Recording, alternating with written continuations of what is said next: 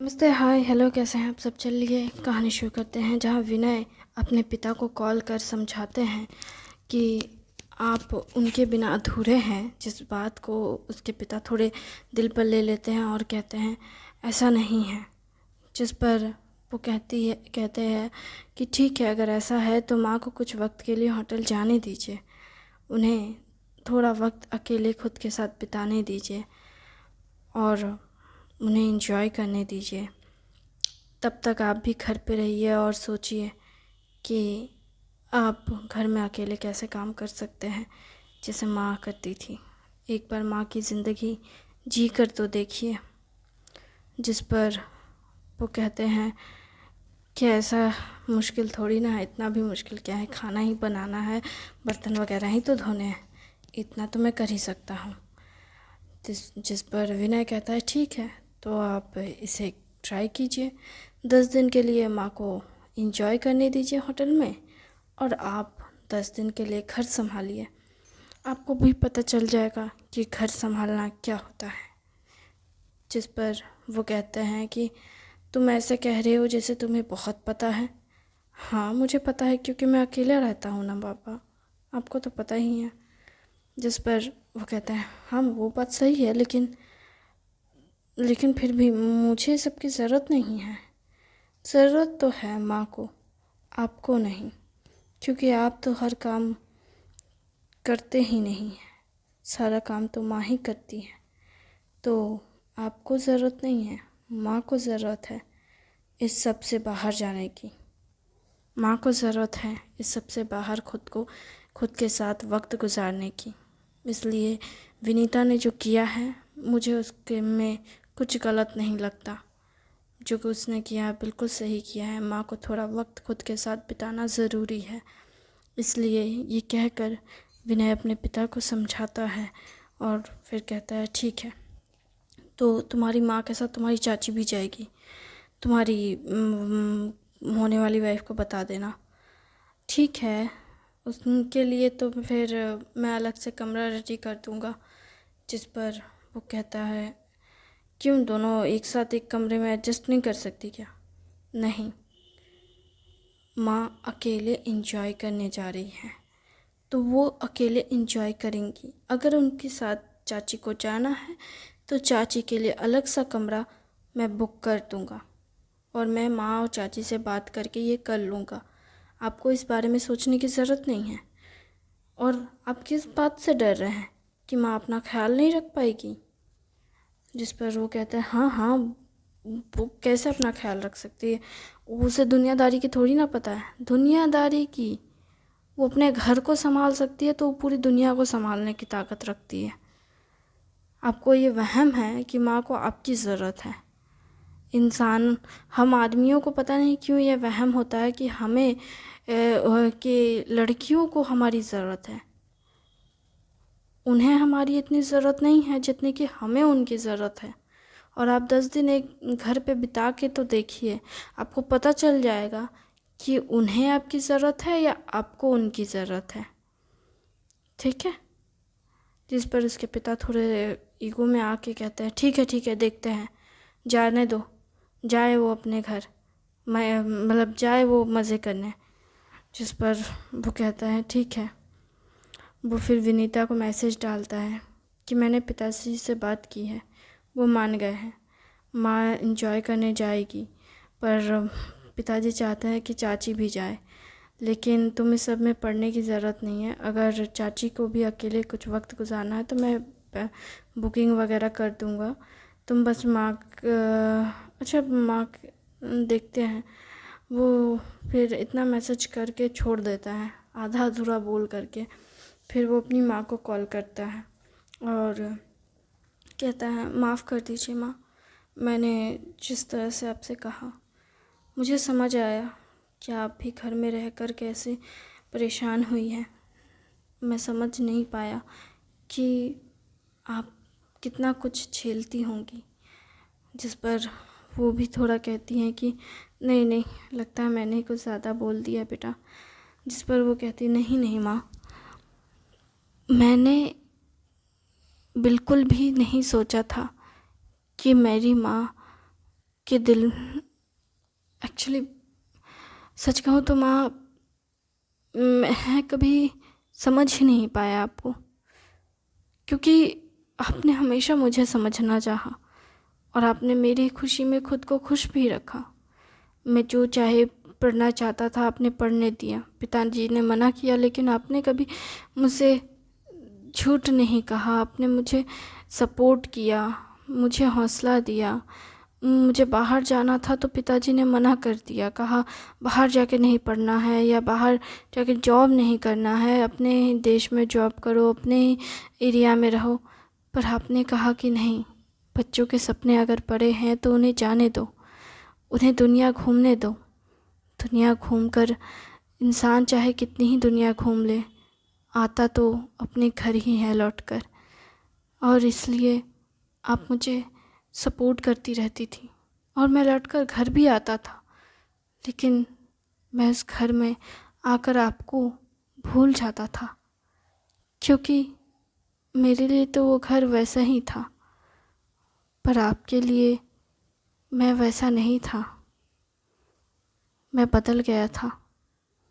माफ़ कर दीजिए माँ, मैं आपका बच्चा अच्छा बन नहीं पाया।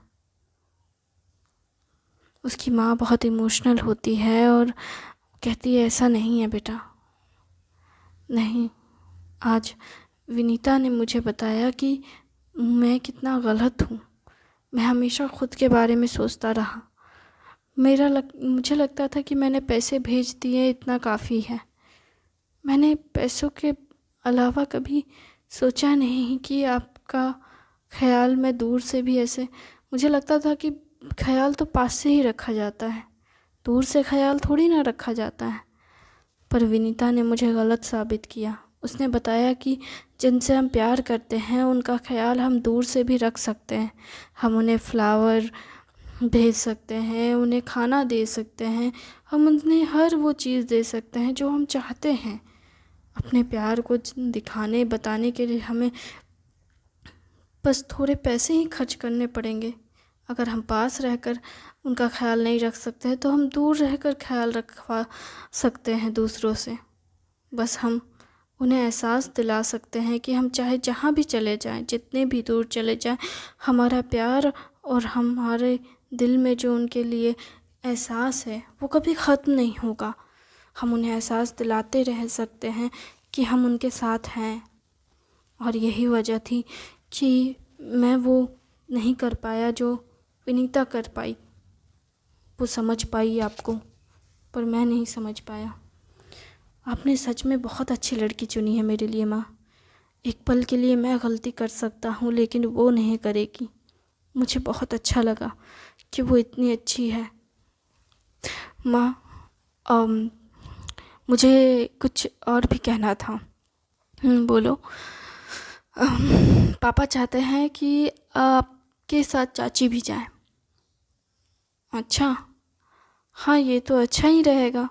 इसमें क्या, मैं तो सोच ही रही थी कि विनीता को कहूँ, लेकिन फिर सोचा कि बच्ची ने मेरे लिए बुक किया है, अच्छा नहीं लगेगा। मैं तो सोच रही थी कि तेरे पापा से पैसे लेकर के, नहीं नहीं माँ, उस आदमी से पैसे लेने की ज़रूरत नहीं। ये कैसी बात कर रहा है तू? मैं गलत नहीं कह रहा हूँ माँ, मैं सही कह रहा हूँ। आपको पापा से पैसे लेने की ज़रूरत नहीं है। मैं आपको पैसे भेज रहा हूँ आपके अकाउंट में। पर बेटा मुझे तो वो सब गूगल पे वगैरह चलाना नहीं आता, जिस पर उसकी चाची वहीं रहती है। वो कहती है मुझे आता है ना, मैं तुम्हारी माँ को सिखा दूँगी।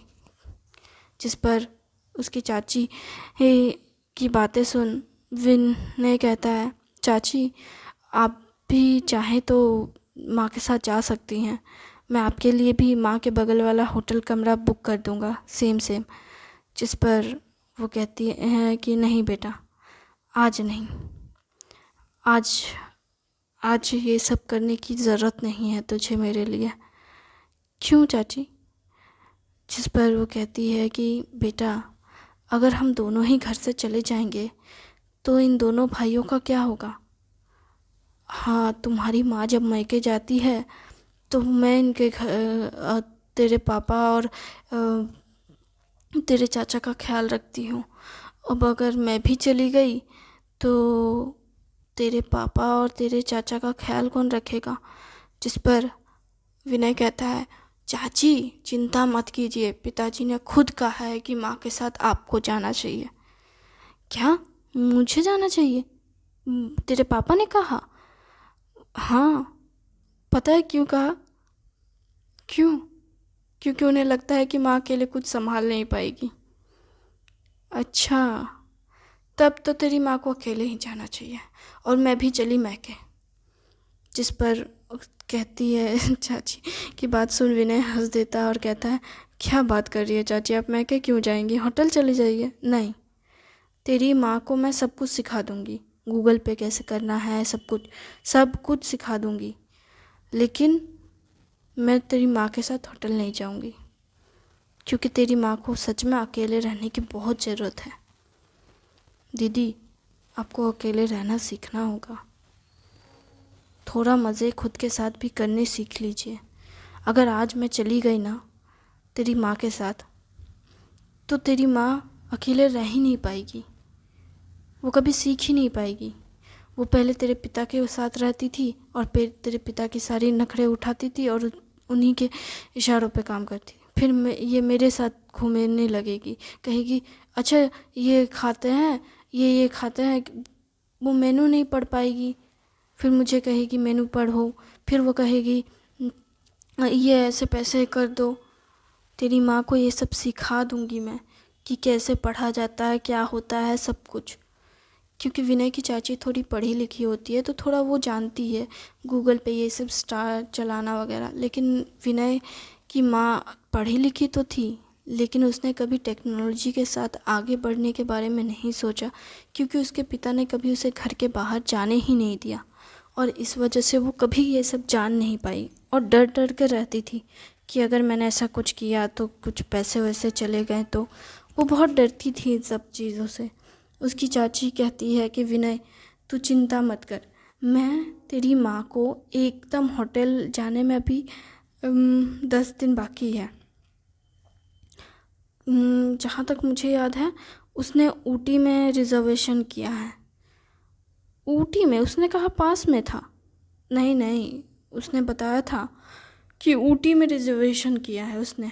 ऊटी की वादियों में तेरी माँ घूमने जाएगी, तो मैं तेरी माँ को सब कुछ सिखा दूंगी, एटीएम से पैसे कैसे निकाले जाते हैं, कैसे दूसरों से बचा जाता है, सब कुछ। तेरी माँ को ना हथियार भी दे दूंगी मैं एक आध। चाची कैसे हथियार देंगे आप? कैसे हथियार दूंगी? पेपर स्प्रे दूंगी।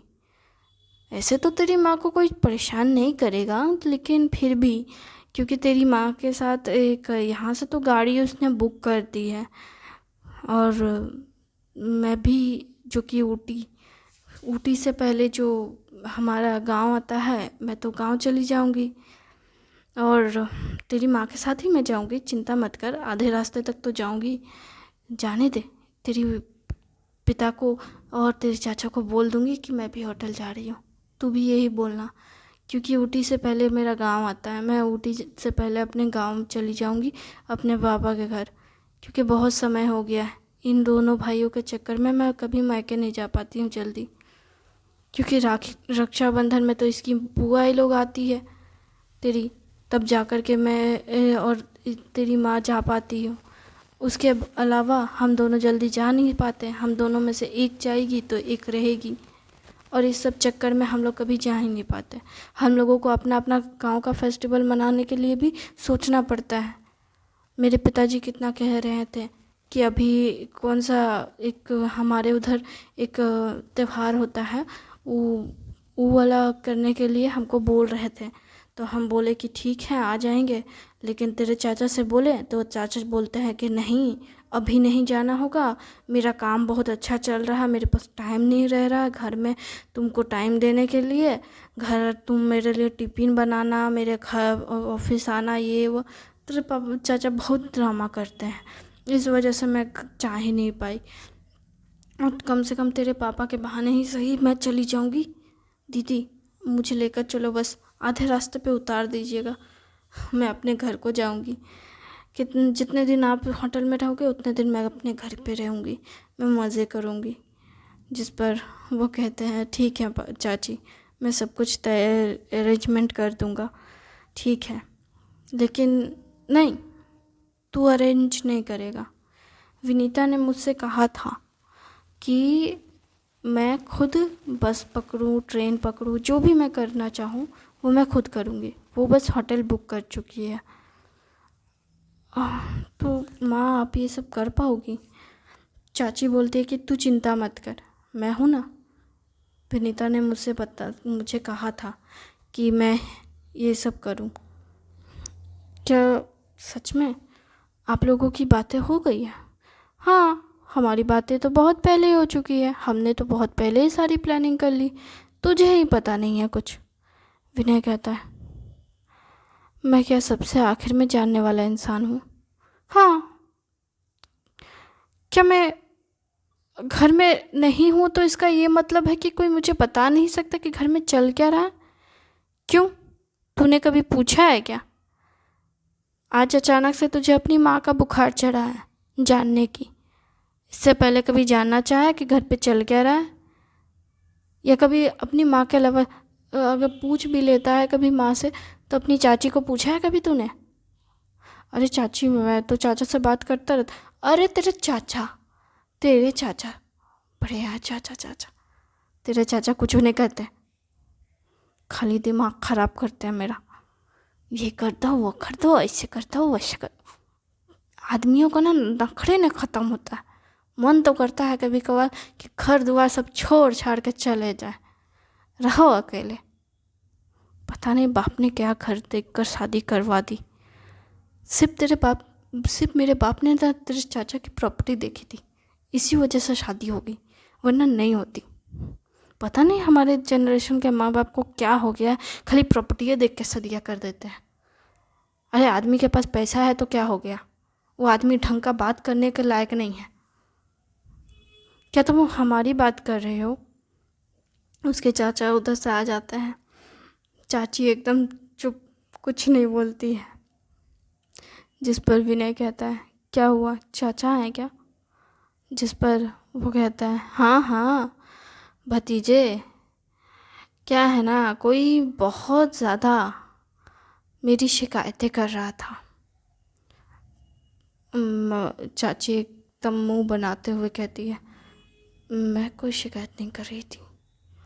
वो चुपचाप वहाँ से निकल रही होती है, तभी चाचा कहता है, कहाँ जा रही हो भगवान, थोड़ा रुक जाओ, थोड़ा हम भी बात कर ले अपने भतीजे से, चलो ना साथ में बात करते हैं। भाभी, कोई हमारी शिकायतें बहुत ज़्यादा नहीं कर रहा है, सच में इसको जाना है तो जाए ना मायके, हम का रोक के रखे हैं। हाँ तो ठीक है ना, हम जा ही रहे हैं, काहे चिंता कर रहे हैं, हम तो भाभी के साथ, दीदी के साथ चले जाएंगे अपने मायके। तुम तो होटल जाने वाली थी, मायके कहाँ से जाओगी? हाँ तो मायके भी हमारे घर के मतलब होटल के रास्ते में पड़ता है, अपने माता पिता से मिलते जाएंगे, काहे चिंता कर रहे हैं, हम चाहे जहाँ भी जाएं।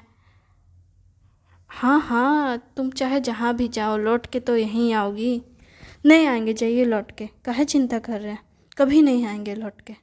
ए, क्या बदल रही हो? उसके चाचा गुस्से में आते हैं और कहते हैं, ऐसे बकवास बात मत करना, कभी लौट के नहीं आओगी। तुमको जाना है जाओ, जहाँ घूमना है घूमो, पर लौट के नहीं आओगी ऐसी बात मत बोलना। ये कहकर वो चले जाते हैं कमरे में और कहते हैं विनय से, ए, अपनी चाची से कह दियो ऐसी बातें ना कहियो। विनय कहता है, ठीक है चाचा जी। चाची कहती है, देख रहा है कैसे गुस्सा करते हैं?